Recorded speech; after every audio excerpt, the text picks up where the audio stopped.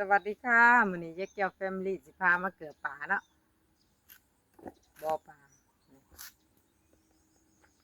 เนี่ยอาหารสิเกือป่าเราเบิ่งว่ามีป่ายังหลายบ่เกือหลายมื้อเลยพี่น้องนั่นมันก็ปลาตะเพียนปลา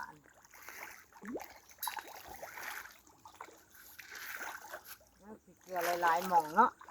มันสิเป็นซ่านเนาะมันมีประมาณ3ซ่านเนาะเอาไปเกลืออีกหม่องนึงเนาะไปเกลือบงมุ่นวันนี้เนาะ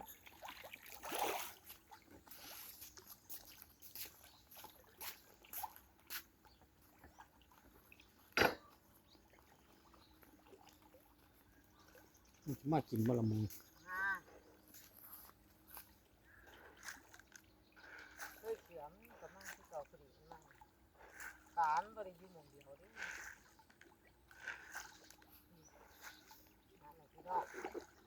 มันจะปลากระเพี้ยนขึ้นมากินปลาบึกปลาอันนั้นปลาบึกปลาอย่างกับปลาจีนบ่ปลาบึกมาแล้วปลาบึกเริ่มมาแล้ว ใช่ปลาบึกแก้วมันก็ตรงเลยโอ้ตัวใหญ่พี่น้องแต่ว่าแปลกว่าซิดเบ็ดบ่กินเบ็ดพูดหรอโอ้อีกหม่องคุณก็เด้อนี่อีกสั้นหนึ่งพี่น้อง หลายซ่านอยู่เลย หลายสั้นเนาะ ตามคนละ มันก็ต้องไปหลายหม่องเนาะ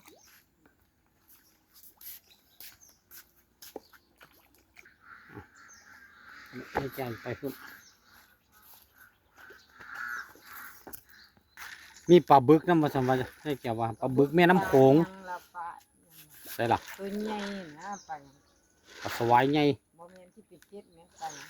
ปลานวลจันทร์ปลายี่สกแม่น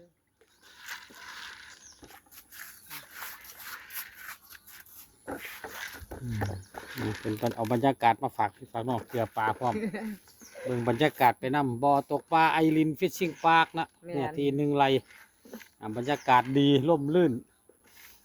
ต้นใหม่ว่าท่านใหญ่ดอกถ้ามีซุ่มไม้ไผ่มีกระต๊อบมียังให้เด้ในพักในพรนำใครอยากพักผ่อนวันหยุดเสาร์อาทิตย์นี่เหมาะเลยนี่แม่นนี่คือมีกระต๊อบแล้วก็มีกระต๊อบกระเบื้องเนาะข้างหน้าก็เป็นร้านค้าเนาะร้านค้าพวกมักของดื่มของกินได้มานั่งซุ่มแซวกันเจ้าพี่เอาบรรยากาศพักผ่อนวันหยุดปอดป่าป่าจะแก่เลยปลาบึกนี่เนาะแห้งมาหลายพุ่นน่ะเพราะว่ามันสาตัวนี้มันเลิกทั้งนี้เลิก5 เมตรทั้งนี้เลิก4 เมตรมาเด้อปลานั่นยังอยู่เอายังปลาในในท้องโอ้ปลาบึกใหญ่บ่อแห่งนี้ถ้าตกปลาได้7 กิโลขึ้นไปตัวเดียวเด้อตัวละ7 โลขึ้นไปเนี่ยรับไปเลย500 บาทคือว่ามีฝีมือโอ้ตัวใหญ่พี่น้องเริ่มมากินอาหารเห็นไหมบ่ได้เกลือโดนแล้วโอ้ในปลาในแดงปลาครับแต่ว่าเพิ่นเอาไปหลายตัวแล้วเสี้ยนหลากขึ้นหลายตัวแล้วแล้วก็รับเงินไปหลายพันแล้วสำหรับรางวัลบรรยากาศพี่น้องบรรยากาศสวยๆก็มานั่งเนาะสงกรานต์มาเด้อ FC สงกรานต์มากเลยครับก็เบิ่งตัวกิ่งยายแก้วนี่ก็ตัวกิ่งอยู่นี่นะว่ามันตัวปอบแล้วนี่ตัวกิ่งบ่มีแอปเนาะแหละตัวบ่มีแอปสิเป็นทรงนี่แหละเนาะบางคนว่าเอ้าตัวกิ่งก็ได้แอปคือกันบ่ก็คล้ายๆกันนะพี่น้อง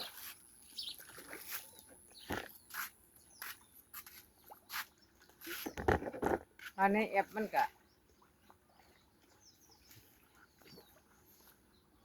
นี่ตัวกิ่งเสียงกิ่งบ่ได้แต่งบ่ได้หยังคายสดๆเลยนี่บางเจ้าเห็นในแอปอาจจะใส่แอปที่เขาสร้างมาอาจจะหนาบ่คือเขาคนผู้ให้กลายเป็นผู้งามก็มีคนผู้งามกลายเป็นผู้ให้ก็มีฉะนั้นผู้ใดสิคิดจังได๋ก็ต้องคิดให้ดีๆรอบคอบเด้อเกิดบ่ตรงปกมาบ่สิเสียใจมันก็ไปตามไว้เนาะพี่น้องเนาะไว้นี่ก็53ย่าง54เนาะไปจำไว้เฮาล่ะนี่มันอันคือในแอปมันก็บรรยากาศสวยๆในแก้วนั่งกระท่อมไม้ไผ่โซ่ด้วยเป็นไงกระท่อมไม้ไผ่เฮามีกระท่อมไม้ไผ่แล้วก็มีกระท่อมปูนมีกระเบื้อง กระท่อมไม้ไผ่สวย สงกรานต์มาเด้อซี่เด้อมากินเหล้ากินเบียร์กันเนาะมาสังสรรค์กันเนาะมา ๆคุยไปยังดมอยู่ มากินเหล้ากินเบียร์กันเด้อเวลามาให้ยายแก้วเลี้ยงเด้อ ต้องมาเลี้ยงยายแก้วได้ ต้อ ดิ งมาเลี้ยงยายแก้วเด้อ ต้องมาเลี้ยงยายแก้วเด้อแฟนคลับยายแก้วต้องมาเลี้ยงยายแก้วเด้อย ายแก้วบ่กินหลายดอกแก้วเดียวก็เมาแล้ว โอ้บรรยากาศ จ้ะ คักพี่น้องนะครับ แก้วเดียวก็เมาเซ่แลดๆพุ่นแหละยายแก้วบ่ใครเคยกินเนาะบ่เคยกินดำแก้วนี้ยายแก้วก็เป็นแนวใหม่แล้ว บริการจะเบิ่งเถอะ นี่แหละมันก็เย็นดีเนาะหน้าร้อน อยู่ เฮา ทงหน้า ก็ พี่น้อง พัก ท ผ่ งหน้า จ้ะมันบ่มี กลางทง ขู่คนเพ่นพ่านดอกแถวนี้มัน ให้มักสงบมาพี่ แม่น มักสงบ มันมีแต่ทงหน้า บ่ แต่ มี กระ เสีย เจ้าง เสียงหน้าก็อยู่ไกล ร กัน ถเสียงล่ารบกวน จ้ะ พี่เราออกมาเล่นพี่ ก็มี ตอนมี จ้ะ หมองพักหมองเข้าคุ้มฝากคุ้มฝนย้อนอยู่ จ้ะ เครื่องดื่มเครื่องกินมาพี่บ่ต้องย่านว่าสิอึดสิอยากว่าจะสิกินหยังว่าซั่นมีเบิดเนาะ บ่มีแต่กับเก่าวพี่น้อง ห่อมาเอง